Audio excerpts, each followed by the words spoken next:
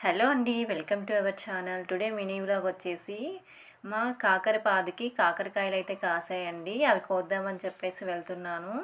చూడండి ఎంత పెద్ద కాయ కాసిందో ఒకటి. ఒకటైతే వంకరగా వచ్చింది కానీ ఇదైతే బాగా పెద్దగా వచ్చింది.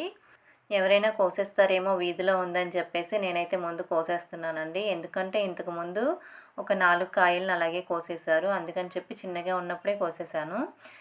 ఇది ఇంకొక పాదనమాట. కుండీలో పుట్టింది ఇది కూడాన. ఇక్కడ 3 కాయలు కాసాయి.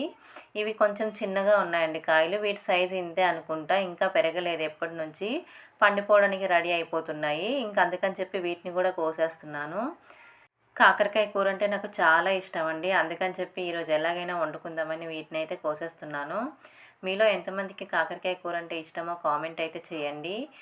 మొత్తం అయితే 5 కాకరకాయలు వచ్చాయండి. Thank you for watching. Video నచ్చితే like and subscribe. Thank you.